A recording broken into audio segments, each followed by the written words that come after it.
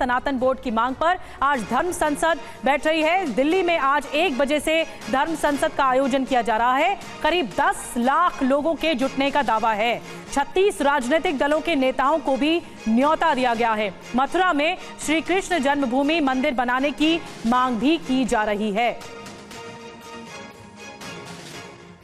तो देवकी नंदन ठाकुर की मांग क्या है, अपनी मांग में उन्होंने क्या बातें कही, एक नजर उस पर डाल लेते हैं। आजादी के बाद सनातनियों का अधिकार क्यों छीना गया, यह सवाल वो उठा रहे हैं। हिंदुओं के पूजा स्थल सरकार के कब्जे में क्यों है। तीसरा अहम सवाल, मथुरा में श्री कृष्ण जन्मभूमि मंदिर निर्माण का मार्ग कब खोला जाएगा। धर्म की रक्षा का अधिकार हमारा मौलिक अधिकार है। प्रसाद में मिलावट करने वालों पर सख्त कार्रवाई हो। जब वक्फ बोर्ड बना तभी सनातन बोर्ड बन जाना चाहिए। और सांसदों से अपील है कि हमें भी सनातन बोर्ड बना कर दे। ये दलों से, नेताओं से भी उन्होंने अपील की है। और देखिए, दिल्ली में आज धर्म संसद का आयोजन होगा। इसे लेकर टीवी 9 रिपोर्टर सुमंत कुमार ने आयोजक देवकी नंदन ठाकुर से खास बात की। देवकी नंदन ठाकुर जी इस वक्त हमारे साथ हैं। सनातन बोर्ड के गठन की मांग को लेकर लगातार मुहिम चला रहे हैं। हाथ में संविधान की कॉपी आपने रखी है, क्या मायने हैं, क्या मैसेज है इसके? इसके मायने क्या है? इसकी शपथ लेने के बाद लोग प्रधानमंत्री बन जाते हैं, मंत्री बन जाते हैं, बड़े बड़े पदों पे पहुंच जाते हैं इसकी शपथ लेने के बाद। इस कोई शपथ लेकर जो अपने आप को सांसद कहते हैं, जो होते भी हैं, उन्हीं से एक आशा है इसी संविधान को बचाने की कि आप हमें सनातन बोर्ड का निर्माण करके दीजिए और इस संविधान में जो लगा है ना, सबको समान अधिकार, उस संविधान की सुरक्षा कीजिए। तो आप जो कुछ प्रमुख नेता जो हैं, देश की सभी पार्टियों के सांसदों को, बड़े नेताओं को आप चिट्ठी भेजेंगे? जो पार्टियों के लोग हैं, बड़े बड़ी पार्टियों के जो लीडर हैं, हेड हैं, जिनके सांसद सदन में हैं, उन सभी को लेटर भेज रहे हैं। और आपने देखे भी हैं वो लेटर, चाहे कांग्रेस हो, चाहे वो बीजेपी हो, चाहे कोई भी पार्टी हो। जवाब देने का है कि आप उम्मीद करेंगे कब तक इनका जवाब आ जाएगा? 23 तक कथा है। हम चाहते हैं 20 से पहले वो अपना, क्योंकि सदन भी प्रारंभ होने जा रहा है, तो जो सदन प्रारंभ हो रहा है और सदन से पहले अगर हमें उनका समर्थन मिलेगा तो हमें लगता है कि इसी सदन में ऐसा कुछ कार्य भी प्रारंभ हो जाएगा जिससे सनातन बोर्ड जल्दी निर्माण हो सके। अच्छा महाराज जी, एक सवाल कि आप पिछले लंबे समय से इस मुद्दे को उठाते रहे हैं, आपको सरकार का रुख क्या लगता है इस मुद्दे को लेकर? अभी मेरी किसी से बात नहीं हुई है इस विषय में। हमने पहले जनता के पास में गए कि जनता ये चाहती है कि नहीं, तो जनता चाहती है, जनता का समर्थन ये महात्मा चाहते हैं, धर्माचार्य चाह रहे हैं, आप देख रहे हैं कि सनातन में के लिए इकट्ठे हो रहे हैं। तो जब ये लोग चाहेंगे तो सरकार तो हमें देगी। आपने एक बहुत इंपॉर्टेंट बात कही कि सनातन की रक्षा के लिए सनातन बोर्ड की जरूरत है, और जब देश में वक्फ बोर्ड है तो सनातन बोर्ड क्यों नहीं? तो वही तो बात हम कह रहे हैं। अरे भाई, जब बंटवारा हुआ था इस देश का तो धर्म के नाम पे हुआ था, तो उस समय तो कंट्री अलग हो गई थी। उसके बावजूद भी 47 में आज़ादी मिली, पाकिस्तान बन गया। उसके बाद भी 54 में वक्फ बोर्ड बना दिया गया और सनातनियों को वहाँ भूल गए। 95 में एक्स्ट्रा पावर दे दी गई, फिर सनातन को भूल गए। 2013 में फिर एक्स्ट्रा 2 पावर दे दी, सुपर पावर दे दी गई, और फिर भी हमें भूल गए। तो ये बड़ा सवाल उठा रहे हैं देवकी नंदन के, देश में वक्फ बोर्ड तो सनातन बोर्ड क्यों नहीं। हमारे साथ इस वक्त तमाम मेहमान जुड़े हुए हैं, इसी पर हम करेंगे चर्चा। देखिए, हमारे साथ स्टूडियो में इस वक्त खास मेहमान जुड़े हुए, मां यति चेतनानंद सरस्वती, हिंदू धर्म गुरु हमारे साथ हैं, और अमितोष पारिक हमारे साथ, प्रवक्ता विश्व हिंदू परिषद के, वो भी जुड़े हुए हैं। फैज अहमद, मुस्लिम चिंतक हमारे साथ हैं। मौलाना अलीमुद्दीन असादी जो कि मुस्लिम स्कॉलर है, वो हमारे साथ हैं। और आचार्य प्रमोद कृष्णम भी हमारे साथ थोड़ी देर में नजर आएंगे। लेकिन सबसे पहला मेरा सवाल है, चेतनानंद सरस्वती जी, सनातन बोर्ड की जरूरत इतने लंबे समय बाद क्यों, इतने लंबे समय बाद मांग क्यों? तुलना की जा रही है वक्फ बोर्ड से जो कि 1954 में बना था, और आज हम 2024 में हैं, आज ये मांग क्यों? देखिए, देश में जो परिस्थिति निर्माण की जा रही है, लगातार सर तन से जुदा के नारे करके सर तन से जुदा कर दिए जा रहे हैं। भीड़ तंत्र हावी है, कहीं भी हमला बोला जा रहा है, मंदिरों पर हमला बोला जा रहा है। तो ये जो भीड़ तंत्र है और जो आतंक से हमें डराने का प्रयास किया जा रहा है, आज हम लोगों को ये आवश्यकता महसूस हो रही है कि हम सरकार से ये मांग करें कि आप जब वक्फ बोर्ड बना सकते हैं तो हमें अपने मंदिरों की, अपनी पूजा पद्धति की, अपने धर्म की रक्षा करने के लिए हमारा अपना बोर्ड होना चाहिए, जिसमें हम अपनी संस्कृति, अपने सनातन की परंपराओं के अनुसार निर्णय ले सकें। और इसमें किसी को भी आपत्ति नहीं होनी चाहिए, क्योंकि ये किसी के विरुद्ध नहीं है, ये हमारे अपने लिए है, हमारी संस्कृति, हमारे धर्म के संवर्धन के लिए और उसके पोषण के लिए। तो मुझे लगता है कि इसमें किसी को आपत्ति की तो कोई आवश्यकता है नहीं। हम अपनी संस्कृति को आगे बढ़ाने के लिए लगातार, हमें 70 वर्षों तक हम तुष्टीकरण की राजनीति का शिकार रहे। हमारे लिए कभी किसी ने सोचा नहीं, धर्म का विभाजन हुआ, जब देश का विभाजन हुआ तो धर्म के आधार पर हुआ। उसके बाद ये हिंदू राष्ट्र घोषित होना चाहिए था, क्योंकि यहाँ सिर्फ हिंदू रह गए थे। ठीक है, कुछ मुस्लिम भी रहे यहाँ, लेकिन वो अपनी इच्छा से रहे। उनके पास ऑप्शन था पाकिस्तान जाने का, लेकिन वो नहीं गए, क्योंकि कारण ये था कि वो चाहते थे कि यहाँ गज़वाए हिंद अंतिम सांस तक किया जाए, और वो कर रहे हैं। तो पॉपुलेशन जिहाद हो रहा है, ये सारी चीज़ें एक भयावह चित्र बना रही हैं। आज हमें आवश्यकता है धर्माचार्यों को आगे आकर इस विषय पर बात करने की आवश्यकता है, इस विषय पर कार्य करने की आवश्यकता है, अन्यथा आने वाला समय हमारे लिए अच्छा नहीं होने वाला। इस संकट को देखते हुए हमने ये मांग की है। तो यतीमा सरस्वती जी, आपने बड़ी बात कही। मौलाना अलीमुद्दीन असादी साहब हमारे साथ जुड़ रहे हैं मुस्लिम स्कॉलर के तौर पर। अलीमुद्दीन साहब, आपको कोई आपत्ति तो नहीं है मुस्लिम प्रतिनिधियों को, मुस्लिम धर्म गुरुओं को, क्योंकि ये कहा जा रहा है कि जैसा वक्फ बोर्ड बना है इसी की तर्ज पर ही ये सनातन बोर्ड आगे बढ़ाया जाना चाहिए, जो अधिकारों की लड़ाई हो, हिंदुओं के अधिकारों की लड़ाई हो, सनातनियों के अधिकारों की लड़ाई हो। तो आपत्ति आपको है? बिल्कुल है आपत्ति। 1947 में हमारा मुल्क आज़ाद हुआ, 1936 में वक्फ बोर्ड बना, 54 में अमेंडमेंट हुआ है, उसके अंदर हमारा बोर्ड जो बना हुआ है वो 1936 से बना हुआ है, और 1954 में अमेंडमेंट होकर उसको लागू किया गया है हिंदुस्तान में, क्योंकि साम्राज्य यहाँ सरकार थी 1947 से पहले। जब सेकुलर मुल्क बना हमारा, डेमोक्रेसी कायम हुई, उस वक्त जो हमारी प्रॉपर्टियाँ थी वक्फ बोर्ड की और वक्फ इमलाक था, वो उसको इकट्ठा करने के लिए वक्फ बोर्ड बना है, ना कि किसी धर्म विशेष को नुकसान पहुंचाने के लिए बना है। जो प्रचार किया जाता है वो बिल्कुल गलत है। वक्फ बोर्ड हमारा अधिकार था, पहले से अधिकार था हमारा, जो हमारी प्रॉपर्टियाँ थी, जो लोगों ने वक्फ की थी, उनकी हिफाजत कैसे हो, इसलिए वक्फ बोर्ड बना। आज 76 साल 77 साल बाद एक वाचक ठाकुर ये कहता है कि यहाँ सनातन बोर्ड पढ़ना चाहिए। ये ख्याल 76 साल बाद क्यों आया? इसके अंदर भारतीय जनता पार्टी की सरकार भी रही, जनता पार्टी की भी सरकार रही, और लोक दल वगैरह की भी सरकार रही, कांग्रेस ने भी 56 साल इस मुल्क में हुकूमत की। लेकिन मैं पूछना चाहता हूँ सनातनियों से कि उस समय जब हिंदुस्तान में ब्राह्मणवादी शक्तियाँ राज कर रही थी, उस वक्त इनको चिंता का विषय क्यों नहीं हुआ? आज जाकर ये चिंता क्यों हो रही है? हमें इस पर आपत्ति है। ये लव जहाद की जगह वो कह देते हैं मुस्लिम जहाद, ग़ज़वा हिंद। इनको मालूम नहीं है ग़ज़वा हिंद किसको कहते हैं, ग़ज़वा क्या चीज़ है।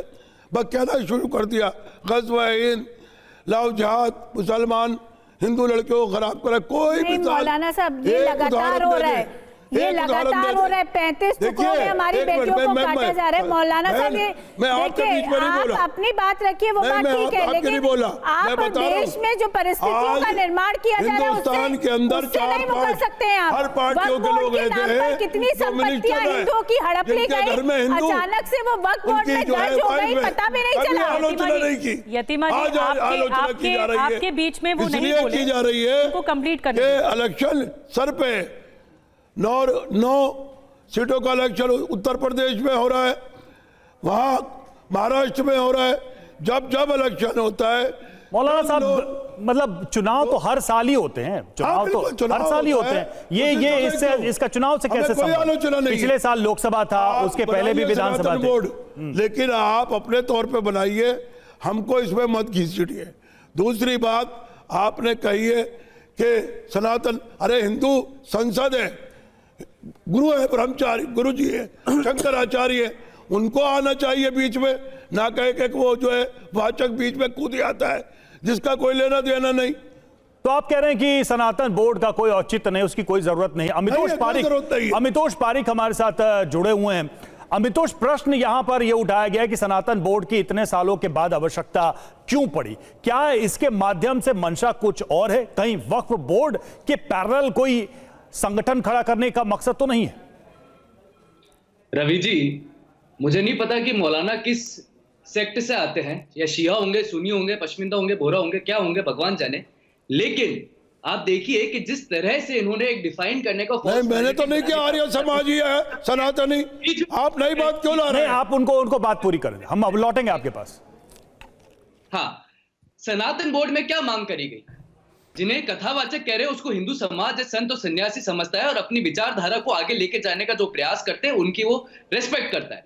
क्या कहा उन्होंने यही कहा कि सेक्युलर देश के अंदर में जो धर्मनिरपेक्ष देश है, जिसको कांग्रेस सरकार 42nd अमेंडमेंट 1976 में सेक्युलर लेके आई, इसलिए लेके आई कि वो हिंदू कोड बिल उसके आड़ में बना सके। किसलिए लेके आई? कि वो कम्युनल वायलेंस बिल उसके आड़ में ला सके। किसलिए लेके आई? कि प्लेसेस ऑफ वर्शिप एक्ट उसके आड़ में ला सके, जिसमें मंदिर तोड़ के मस्जिदें बना गई थी। किसलिए लेके आई? कि उसके आड़ में वक्फ जैसे एक रिलीजियस एक्ट को ला सके, जो सेक्युलर कंट्री में, रवि जी और निधि जी देखिए, सेक्युलर कंट्री में जिसकी कोई विचारधारा ही धर्मनिरपेक्ष है, उसमें अपनी जमीन क्लेम कर रहे हैं। क्यों भाई? क्या ये इस्लामिक राष्ट्र है? क्या ये किसी तरह का गैर हिंदू राष्ट्र है? ये वो राष्ट्र था जिसमें विभिन्न पंथ के लोग एक साथ रहते थे। तो वो प्रॉपर्टी आपकी कैसी हो गई? जब हिंदू ने अपनी प्रॉपर्टी नहीं मानी, जब सरकार का क्लेम उसके ऊपर में आ गया, तो आपने वो प्रॉपर्टी अपनी मान ली जिसके पास आपके कागज ही नहीं है। और जो मौलवी कह रहे हैं, नहीं, ये गलत कह रहे हैं आप। कैसे कागज नहीं है? हमारे पास पूरा रिकॉर्ड है। तो आप देखना चाहते हैं, हम दिखाने को तैयार हैं। हमारी सैकड़ों मस्जिदों में मंदिर बना हुआ है, दिल्ली में भी, हिंदुस्तान में हजारों जगह मस्जिदों में मंदिर बना हुआ है, गुरुद्वारे बने हुए हैं। करेंगे आप, आपकी आदत है चीखने की, बोलिए, आपके समय पे बोलिएगा। अब आप देखिए कि वो मंदिर, आप लैंड की बात करते हैं, आज भारत के अंदर में वक्फ जिस लैंड को क्लेम कर रहा है, क्या वो वक्फ की डीड है उनके पास? अधिकतम डीड ही नहीं है। और डीड भी होगी तो किस तरह से डीड को आप क्लेम करेंगे? 95 सरकार हमारी नहीं थी, 47 से पहले भी। आप गलत बात करेंगे, मैं टोकूंगा। इसकी आर्टिकल 12 में स्टेट का कोई रिलीजन ही नहीं है, तो वो लैंड आपके हुए कैसे? तो भी प्लेसेस ऑफ वर्शिप एक्ट को खत्म कर देना चाहिए था। वो मंदिर तोड़ के मस्जिद बना देते, लेकिन उसमें हिंदू नहीं कर सकता। हिंदू रिलीजियस चैरिटेबल एंडोलमेंट एक्ट आ जाता है। नहीं अमितोष, आप दूसरा पक्ष बता रहे हैं, आप दूसरा पक्ष बता रहे हैं। मेरा सवाल था कि सनातन बोर्ड क्यों जरूरी? उससे क्या लाभ मिलने वाला है हिंदू को? क्या ये बोर्ड बना के जमीन का एक नया बखेड़ा पूरे भारत में नहीं शुरू हो जाएगा? रवि जी, ये क्योंकि सनातन बोर्ड के क्या अधिकार वैसे ही चाहिए जैसे वक्फ बोर्ड के। अब मैं आपको क्लियर करता हूं। वक्फ एक बोर्ड है जो वक्फ एक्ट में बना है, जो कि 1995 में और 2013 में आर्बिट्रेटरी पावर्स देता है। सनातन बोर्ड की जो मांग करी गई है वो इसलिए करी गई है कि हिंदू निरंतर रूप से, विश्व हिंदू परिषद भी निरंतर रूप से ये मांग कर रहा था कि मंदिरों का नियंत्रण या तो पुजारियों को दे देना चाहिए या मंदिरों के लैंड में देना चाहिए। विश्व हिंदू परिषद की स्वतः मांग ही रवि जो निधि कब कहा हिंदू विश्व परिषद ने? जरा बता दीजिए, इससे पहले कब कहा विश्व हिंदू परिषद ने? मौलाना साहब एक सेकंड, फिर तो अमित स्वामी ने कह दिया है land shall belongs to temple. ठीक है, फिर तो अमितोष जी, फिर तो आरोप ये भी लग सकते हैं कि सनातन धर्म के नाम पर जो सनातन बोर्ड बने, वक्फ बोर्ड की तर्ज पर जो सनातन बोर्ड बने, उसकी भी मनमानी आ सकती है। अब वक्फ बोर्ड को भी इतने सालों बाद क्रॉस चेक करने की जरूरत पड़ रही है, सरकार बिल लेके आ रही है, ऐसे ही सनातन बोर्ड पर भी मनमानी के आरोप लग सकते हैं। आपको अगर निधि जी ध्यान हो तो माननीय सर्वोच्च न्यायालय ने doctor Subramaniam Swamy versus the Subramaniam versus state of Tamil Nadu and others में कह दिया था the land of temple belongs to temples only. Shirur Mutt case के अंदर में 1954 में भी ये जजमेंट दे दिया था। फिर आपके Shri Marthanda Varma another versus state of Kerala and others में भी दिया था, और यह कहा था कि मंदिर का अधिकार मूर्तियों के पूजा करने वाले पुजारियों के पास है। आज देखिए जी, 1925 में आपके गुरुद्वारा एक्ट बना हुआ है जिसमें उनका मैनेजमेंट अफेयर्स गुरुद्वारा के पास में, सिख के पास में, उसमें कोई इन्वॉल्व नहीं हो सकता। लेकिन मंदिरों का नियंत्रण अगर आंध्र प्रदेश जैसे क्या हाल हुआ, वहां पर टीडीडी के अंदर में नॉन हिंदूज काम कर रहे हैं। वक्फ बोर्ड एक बिल्कुल अलग है। वक्फ बोर्ड एक वो चीज है जो स्वामित्व का अधिकार देती है। सनातन बोर्ड एक वो चीज है जो कौन थे बता दीजिए आप। ठीक है फैज अहमद साहब, आपके पास मैं आ रहा हूं। देखिए, अब एक बहुत ही बेसिक और फंडामेंटल सवाल यहां पर यही है और बार बार यही पूछा जाता है कि अगर वक्फ जो मुस्लिम समुदाय के लिए दान में मिली हुई जमीन प्रॉपर्टीज का मैनेजमेंट करने का हक रखता है, तो फिर ऐसा कोई बोर्ड क्यों ना हो जो हिंदू पूजा स्थलों या दान में मिली हुई जमीन या प्रॉपर्टीज की देखरेख करे, उसकी जिम्मेदारी संभाले। एक पैरेलल संस्था एक सेकुलर देश में क्यों नहीं हो सकती जब मुस्लिम प्रॉपर्टीज के लिए, मुस्लिम रिलीजियस प्रॉपर्टीज के लिए पहले से ही है? तो इसमें नई बात या बहुत हैरान होने वाली बात या परेशान होने वाली बात क्या है? देखिए, मेरा नाम तो पहले फजील अहमद है, थोड़ा जी माफ कीजिएगा। कर लीजिएगा। जी जी फजील साहब। दूसरी बात यह है कि प्रॉपर्टी के लिए एक सिविल कानून है। सिविल कानून सबके लिए बराबर है। प्रॉपर्टी कैसे ट्रांसफ़र होती है, सिविल होता है। दूसरी बात, हम आपको शुरुआत करते हैं कि जब देश आज़ाद हुआ तो इस देश में मेजॉरिटी में 3 कम्युनिटी थी, हिंदू, मुसलमान, सिख और ईसाई। तो 4 थी। तो मुसलमान, सिख क्रिश्चियन ने अपनी प्रॉपर्टी को कंपनी एक्ट में रखा, मुसलमानों ने अपनी प्रॉपर्टी को वक्फ एक्ट में रखा और हिंदू प्रॉपर्टी ने अपने आप को ट्रस्ट एक्ट में रखा। आज भी पूरे मंदिरों का ट्रस्ट बना हुआ है और ट्रस्ट के तहत उनको संचालन होता है। अब आई कि सनातन बोर्ड बना लीजिए। हमने कहा बहुत खुशी की बात है भाई। जिस तरह से मुस्लिम वक्फ बोर्ड, सुन लीजिए, जिससे मुस्लिम वक्फ बोर्ड की पूरी देखरेख कस्टोडियन सरकार है। जो पैसा किराया आता है वक्फ बोर्ड से वो भी सरकारी खजाने में जमा होता है, सरकार उसका खर्च करती है। जितने कर्मचारी काम करते हैं सब हिंदू काम करते हैं। वक्फ बोर्ड पूरी तरह से सरकार के अधीन संस्था है, सरकार ही उसकी मालिक है। हमारे यहाँ जो प्रॉपर्टी वक्फ होती है, एक तो लोग वक्फ करते हैं, दूसरी कोई आदमी अगर नावल्द मर जाता है मुसलमान तो उसकी प्रॉपर्टी भी अपने आप वक्फ को चली जाती है। इसी तरह सनातन बोर्ड ये लोग बना ले और जितनी मठ मंदिर की ज़मीनें हैं वो सब सनातन बोर्ड को ट्रांसफ़र कर दे। जो चढ़ावा है वो भी सरकार के खजाने में जमा हो, सरकार उसको सनातन धर्म पे ही खर्च करे, दूसरे धर्मों पे मत करे, लेकिन सरकार खर्च करे ताकि उसमें निष्पक्षता हो, उसमें पारदर्शिता हो। और आज भी जितनी भी प्रॉपर्टी हैं, प्रॉपर्टी वक्फ बोर्ड को 1 इंच प्रॉपर्टी सरकार ने नहीं दिया। सरकार के पास तो खुद पानी टंकी बनाने को जमीन नहीं है, वो 3 गुना रेट में खरीदती है किसानों से। एक अरे सड़क बनाने के लिए भी 3 गुना। लेकिन सरकार तो कहती है कि हमारी जमीन पर वक्फ दावा कर देता है। सर, जिस जमीन को मान लीजिए नावल्द कोई मर गया और उसकी प्रॉपर्टी पड़ी हुई है और कोई जाके उस पर कब्जा कर ले या रेलवे स्टेशन बना दे तो वक्फ तो क्लेम करेगा ना कि ये प्रॉपर्टी फलाने की है। और सुन लीजिए, जितनी बातें ये बोल रहे हैं, इनको सिविल कानून की जानकारी नहीं है। व्हाट्सएप यूनिवर्सिटी से नहीं डिबेट होती है, व्हाट्सएप यूनिवर्सिटी से डिबेट नहीं होती है। आप लीगल तरीके को समझिए। नहीं, अमितोष जी बहुत वैलिड पॉइंट उठाया है फजील साहब ने। नहीं, सुनिए मेरी बात। मैं यही सवाल का जवाब कैसे उनको लग रहा है कि सारी जमीन सरकार ने दी है। सरकार ने 1 इंच वक्फ को जमीन नहीं दी है। नहीं, ये और किसी को नहीं सरकार लग की रहा, 1 इंच जमीन वक्फ को नहीं दी है। सब मुसलमानों की अपनी प्रॉपर्टी। अगर हमारा सुनिए, आप लोगों ने नबी ने कहा, जमीन, आपने हिंदुओं की जमीनों को, हिंदू मंदिरों की जमीनों को वक्फ का टप्पा लगाकर हड़प लिया। और जब एक बार अदालत है इस देश के अंदर, उसके बाद उसको किसी भी तरीके से लेना संभव नहीं हो पाया। हम आपकी बात का जवाब दें। देखिए, इस देश में अदालत है, कोर्ट, संविधान है, सरकार है और इन सारी चीजों को देखरेख करने के लिए अदालतें हैं हमारे पास। और अदालतें तय करती हैं कि कौन मालिक है। हमारे भाइयों में भी डिस्प्यूट होता है, पड़ोसियों में भी डिस्प्यूट होता है, तो क्या वो उसको खत्म कर दिया जाए? जो भी डिस्प्यूट होता है, चाहे वक्फ बोर्ड में हो या हमारी निजी संपत्ति, रिस्पॉन्ड लेते हैं। अमितोष इस पे अदालत बनी हुई है, अमितोष रिस्पॉन्ड करना चाह रहे करती है। ठीक है, आपकी बात पर रिस्पॉन्ड करना चाह अमितोष।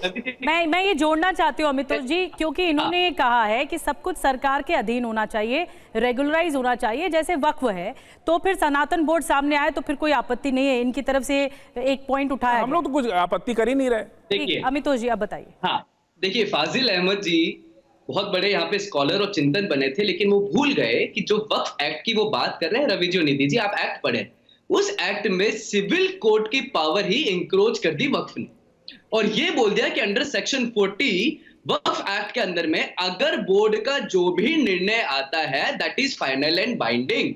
और आप देखिए क्या हो रहा है, सेक्शन 3 में अगर बोर्ड को लगता है कि ये जमीन, देखिए फजील अहमद फिर बीच में, अगर हम आपसे नहीं बोल रहे, आप कंटिन्यू करिए, आप कंटिन्यू करते रहो ना। आपको हम एंकर साहब से बोल रहे हैं। फजील अहमद है ना भाई, सेक्शन 3 कहता है कि अगर बोर्ड, उसी को हम बताएंगे ना आपको, आप जो सेक्शन बता रहे उसी पर हम डिफाइन करेंगे। 2 साल पहले तमिलनाडु का मंदिर किस हिंदू ने दिया था, बेट द्वारका के टापू किसने दिए थे, तमिलनाडु के अंदर केरला में किस क्रिश्चियनों की जमीन जो लेके ये भग रहे हैं और उठा रहे हैं वो किसने दे दी थी इन्हें।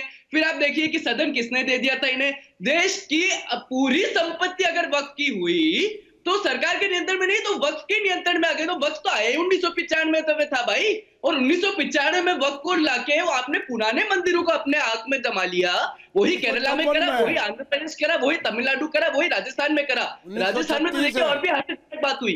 क्या हुआ, यहाँ एमएलए क्वार्टर्स को वक्फ ने अपना बता दिया, यहाँ अंबानी का घर आप अपना बता देते हैं, यहाँ पे सदन आप अपनी बता देते हैं, मंदिरों को अपना बता देते हैं, टापुओं को अपना बता देते हैं। तो कुल मिला के एक ये सेक्युलर फ्रॉड, एक रियल एस्टेट कंपनी है। और अगर मैं TR Ramesh versus union of India की बात करूं फाजिल अहमद, तो उसमें भी आप अपनी टिप्पणी दीजिएगा, जिसमें साफ कहा है A land of temple belongs to temple। और ये कोई ट्रस्ट में नहीं था जो इन्हें फॉल्स नैरेटिव सेट करा, उसमें साफ कहा है Hindu religious charitable endowment act लाया गया था 1925। देखिए आ गई ना बात, आगे बात यही मैं कह रहा हूं कि ये जो ट्रस्ट खत्म कर दे, अपना वक्त सनातन बोर्ड बना ले और ट्रस्ट को खत्म करके सारी प्रॉपर्टी सनातन बोर्ड में ट्रांसफर कर दे।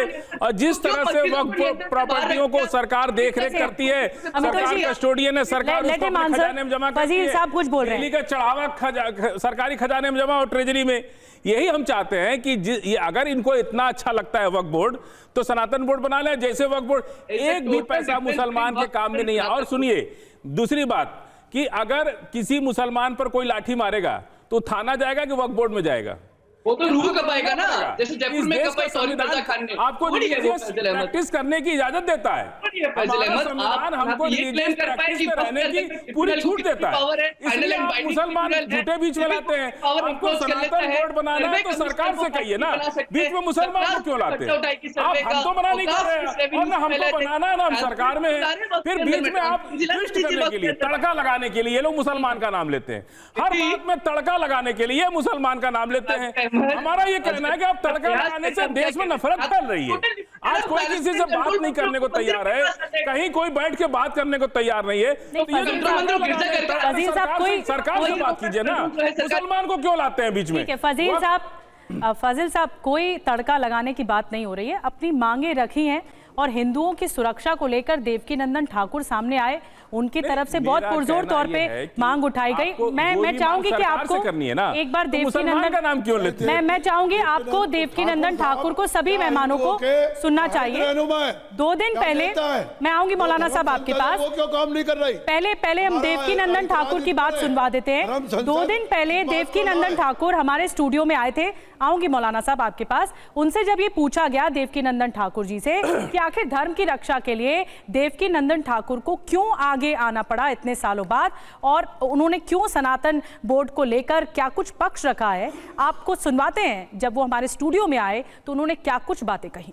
अर्जुन से भगवान श्री कृष्ण कहते हैं, यदा यदा ही धर्मस्य ग्लानिर् भवति भारत अभ्युत्थानम अधर्मस्य तदात्मानं सृजाम्यहम्। यानी अधर्म जब भी बढ़ेगा, जब भी ऐसी चीजें होंगी जहां धर्म खतरे में होगा, श्री कृष्ण खुद आएंगे धर्म की रक्षा करने में।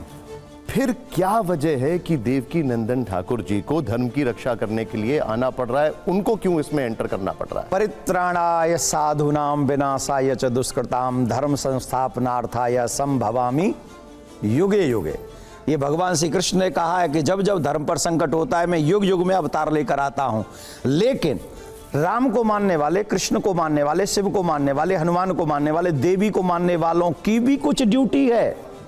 जब रावण, कंस, हिरण्याक्ष, हिरण्यकश्यप जैसे बरदानी आए तो उनको मारने के लिए तो भगवान आए, क्योंकि उनको हम जैसे लोग नहीं निपट सकते। लेकिन आज के युग में जिन लोगों के कारण हमारे धर्म को असुरक्षा है, ऐसे लोगों को मारने के लिए भगवान की आवश्यकता नहीं है, उनको आने की आवश्यकता नहीं है। उनके लिए तो देवकीनंदन जैसे और ये जो सनातनी बैठे हुए ना, इन्हीं की बहुत है। बस ये जाग जाएं, खड़े हो जाएं, सावधान हो जाएं कि हमें सनातन बचाना है, तो फिर कोई तकलीफ नहीं है उससे। मतलब आप ये कह रहे हैं कि वो जो काम भगवान का है उस काम को करने के लिए आप आगे आ गए? नहीं, हम नहीं, हम सबको आगे आना है। अकेला मेरी ड्यूटी नहीं है। कौन डिसाइड करेगा? हम सब करेंगे, जो धर्मात्मा है, जो सनातनी है, जो हिंदू है। अच्छा देवकीनंदन जी, मुझे एक बात बताइए कि ये सनातन बोर्ड की थ्योरी क्या है? वक्फ बोर्ड की तरह सनातन बोर्ड की मांग क्यों हो रही है? इससे धर्म की रक्षा कैसे होगी? क्या है ये? देखिए, सबसे पहले तो मैं सभी सनातनियों को बात कहना चाहता हूं, वक्फ बोर्ड सिर्फ जमीन की देखरेख करता है। वो जमीन के विषय का एक बोर्ड है जो जमीन की देखरेख वो करेगा। और वक्फ बोर्ड को जो पावर मिली हुई है, हम और आप लोग कल्पना भी नहीं कर सकते, ऐसी ऐसी पावर मिली हुई है। अब पावर की तो आप ही कल्पना कर लीजिए। आप लोगों ने भी कई बार दिखाया है कि उन्होंने कह दिया पार्लियामेंट हमारा है, उन्होंने कह दिया एयरपोर्ट हमारा है। अरे चतुर्वेदी जी, मुझे टेंशन है किसी दिन आके वो ये ना कह दें कि ये स्टूडियो भी वो हमारा है।